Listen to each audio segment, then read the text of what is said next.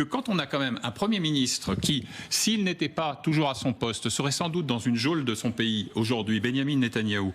Mais si on écoute plus volontiers Netanyahou que Macron, eh bien je suis désolé, il faut être logique, il faut partir. On ne peut pas être des deux côtés en même temps. Bienvenue sur Das Polémique, aujourd'hui nouvelle vidéo actu avec plusieurs séquences qui tournent autour de la mort de Yahya Sinwar, le chef du Hamas. Et on commence tout de suite avec Emmanuel Macron qui semble complètement perdre pied. Après la fuite dans la presse de ses propos tenus en plein conseil des ministres, je cite « Monsieur Netanyahou ne doit pas oublier que son pays a été créé par une décision de l'ONU. Il ne devrait pas s'affranchir de leurs décisions. » Monsieur Emmanuel Macron n'assume pas ses propos et en pleine conférence de presse, il a littéralement grondé ses ministres et les journalistes. Je voudrais me permettre, en commençant cette conférence de presse, de rappeler quelques règles. Il appartient aussi aux journalistes et aux commentateurs de traiter les rumeurs et les propos rapportés avec les précautions qui s'imposent. Et si des paroles qui sont rapportées, tronquées et déformées sont reprises entre guillemets, il n'est plus la peine de faire des conférences de presse ni de répondre à vos questions. Vous en conviendrez avec moi.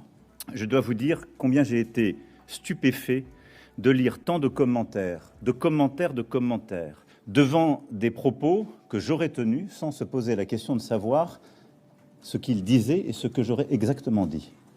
Et je crois que je dis suffisamment sur la situation au Proche-Orient pour ne pas avoir besoin de ventriloque. Il assume clairement pas ses propos, et c'est vraiment ce qui caractérise la Macronie. On fait ce qu'on veut, mais on n'assume absolument rien. Mais malgré cette obscurité ambiante, j'ai envie de dire, on voit de plus en plus de voix qui, face à la barbarie de Netanyahou, se sentent pousser des ailes et osent rappeler des faits comme le lien entre l'État d'Israël et l'ONU.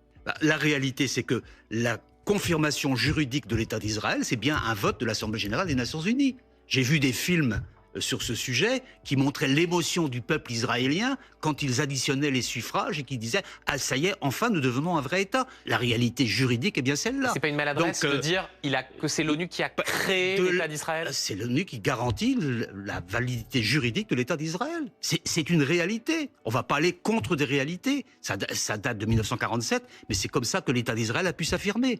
Voilà. Donc je pense que M. Netanyahou est un provocateur. Est-ce un heureux hasard que ces paroles soient tenues par Jean-Yves Le Drian, ancien ministre des Affaires étrangères de Macron?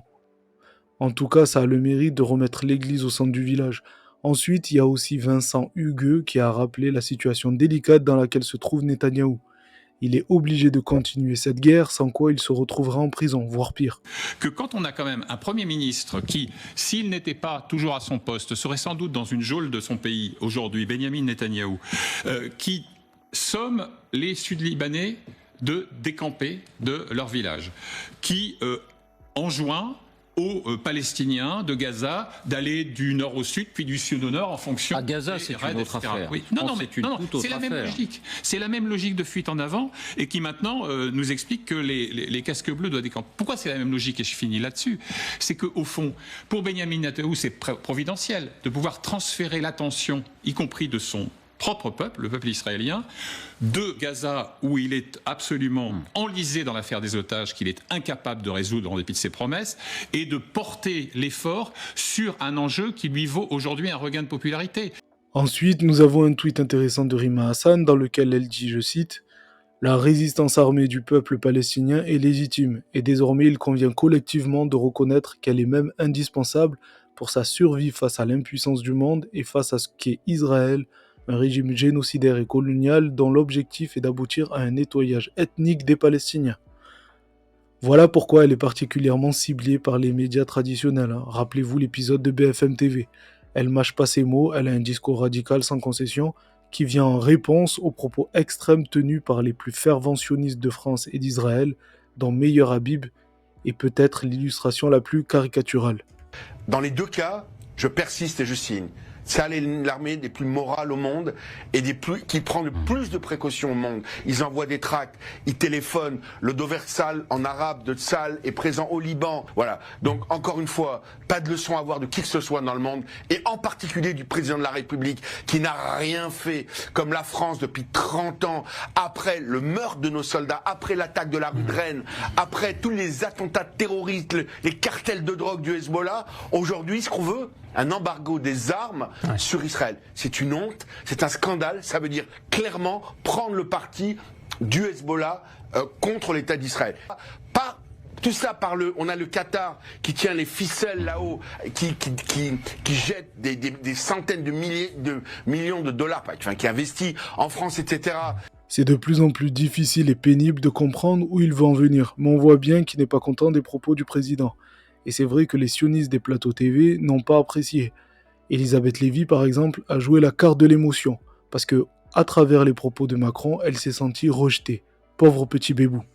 Écoutez, moi, d'abord, elle m'a bouleversé avant de vous la décoder, parce que pour les explications, je me perds un peu en conjecture, mais elle m'a bouleversé parce que c'est la première fois que j'entends le président, en réalité, remettre en cause ou tenir, pour peu de choses, l'existence d'Israël. C'est la première fois que je ressens une mise en cause de l'existence.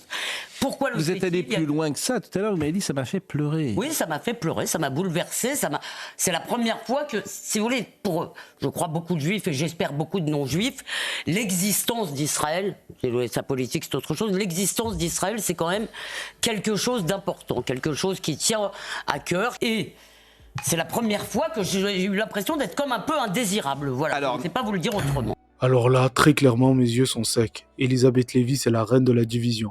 Avec elle, chaque sujet est bon pour diviser, stigmatiser, rejeter l'autre. Et une question me vient à l'esprit, est-ce qu'elle est française ou israélienne ? Parce que se sentir affecté par les propos de Macron sur Israël, c'est particulier. Surtout venant de quelqu'un qui pointe sans cesse une prétendue ambiguïté des binationaux entre leur allégeance à la France ou à leur pays d'origine. Son message aux musulmans, eh bien, c'est que l'appartenance à la nation française doit prévaloir ou prévaut sur l'appartenance à l'Oumma islamique. Oui.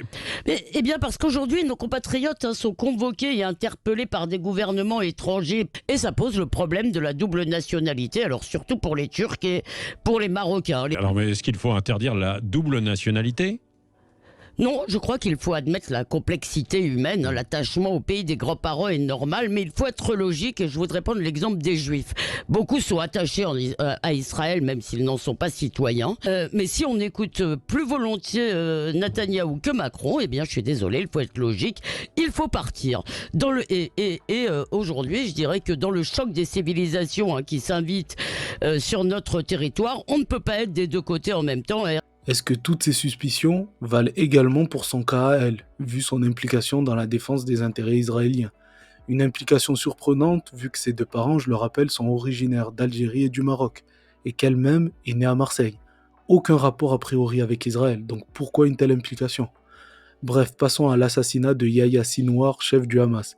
Un assassinat suivi d'une faute de communication terrible de la part du gouvernement israélien. Sur ces images diffusées par l'armée israélienne, on le voit, grièvement blessé, jeter un bâton en direction du drone qui le filme. L'armée israélienne affirme avoir identifié et récupéré son corps. À la tête du Hamas après l'assassinat par Israël d'Ismaël Haniyeh en Iran en juillet dernier, Sinwar était devenu l'ennemi numéro 1 d'Israël. Il dirigeait les opérations du Hamas à Gaza depuis 2017 et est considéré par Israël comme l'architecte des attaques du 7 octobre. Sa mort a été saluée par Benyamin Netanyahou comme la victoire du bien sur le mal.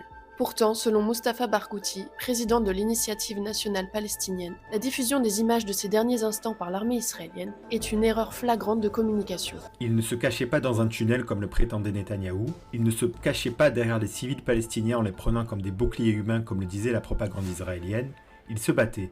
Et cette image fera de lui un héros pour la plupart des Palestiniens et des Arabes et pour la plupart des gens qui sont contre l'occupation israélienne et contre l'oppression que subissent les Palestiniens. Une vraie bande d'amateurs. Ils étaient tellement contents de l'annoncer qu'en diffusant ces images, ils ont peut-être renforcé le symbole de martyr de Yahya Sinwar, un symbole sur lequel s'appuiera sûrement la prochaine génération. En tout cas, à la télévision française, un peu comme lors de l'épisode des beepers piégés, on a vu des sanguinaires, la bave aux lèvres, jubiler en voyant ces mêmes images. Ah oui, elle était étonnante, on voit j'allais dire les vertus des avancées scientifiques. Je trouve que c'est une image absolument incroyable, puisqu'on est là quelques secondes, me semble-t-il, avant la mort de Sinwar. Et il y a ce moment tout à fait étonnant où on le voit prendre un bâton. Oui, ou une espèce de sabre. Une espèce de sabre, on ne sait pas exactement de quoi il s'agit, et lancer le sabre dans un geste totalement désespéré et d'une certaine façon dérisoire à l'assaut d'un drone, c'est-à-dire comme si un sabre ou un simple bâton pouvait quelque chose contre la technologie la plus avancée qui soit. Le geste est totalement désespéré, les images sont sidérantes. C'est quand même fou de voir ces pauvres types qui ne font rien au final, à part commenter l'actualité un peu comme moi, mais qui eux se sentent supérieurs à un homme mortellement blessé, qui, jusqu'à son dernier souffle, a voulu se battre contre ses ennemis. Qui est le plus inspirant à votre avis ? Ensuite, un autre énergumène a également utilisé un vocabulaire particulièrement rabaissant pour commenter les derniers instants du leader du Hamas. Moi, je pense qu'effectivement, l'armée israélienne a bien fait de diffuser cette image pour une raison qui, moi, à titre personnel, me semble évidente, c'est que cette image est pathétique. On voit que cet homme tout-puissant est acculé, blessé dans un fauteuil, acculé dans des ruines. Et ça m'a rappelé quoi ? Ça m'a rappelé finalement les morts pathétiques de beaucoup de dictateurs. Souvenez-vous de Saddam Hussein cueilli dans un puits. Souvenez-vous de Kadhafi qui se cachait sous un pont au milieu du désert et qui a été ensuite lynché. On est très loin de l'image de guerrier, de martyr, de conquérant, de résistant, de tout ce que vous voulez que ce type d'individu essaie d'incarner au fil du temps. Et donc je pense qu'effectivement, nous montrer le pathétique de cet homme et de sa fin, surtout, de son élimination, je pense que ça fait partie du message également voulu par les autorités israéliennes. Le parallèle avec Kadhafi et d'autres leaders est intéressant, hein, car c'est systématiquement le même procédé. On essaye d'humilier publiquement celui qui a désobéi ou s'est opposé au système. Sauf que cette fois, ça ne marchera pas, bien au contraire. Au lieu de démoraliser les opposants, ça aura l'effet inverse, je pense. Gilles William Goldnadel aussi a commenté en disant qu'il s'agissait d'un ennemi de l'humanité. Alors qu'avant-hier encore, je pense que 90% de la population mondiale ne le connaissait même pas. Je ne pense pas que M. Sinouar était seulement l'ennemi d'Israël, c'est un ennemi de l'humanité. Ça dépasse le cadre juif pour moi. J'attire votre attention sur le fait déjà dans le discours du Premier ministre israélien fait une proposition. Oui. Si les types du Hamas relâchent les otages, ils ont la vie sauve et c'est fini. Ouais, il y a le cessez-le-feu immédiat. Le but de guerre principal, c'était d'éliminer l'auteur principal du grand pogrom. C'est fait. Donc maintenant, si les gens du Hamas posent les armes et rendent les otages, voilà, c'est terminé. J'ai vraiment l'impression de voir un espèce de chantage mafieux. D'ailleurs, je vous invite à aller voir ma vidéo sur Dieudonné où il parle d'une certaine mafia. Et je voulais finir sur une remarque intéressante du compte X de Philippe Grenier qui se demande, je cite, « C'est amusant, Greta Thunberg a disparu des radars depuis qu'elle est passée du combat climatique au combat pour les Palestiniens. Pourquoi ?»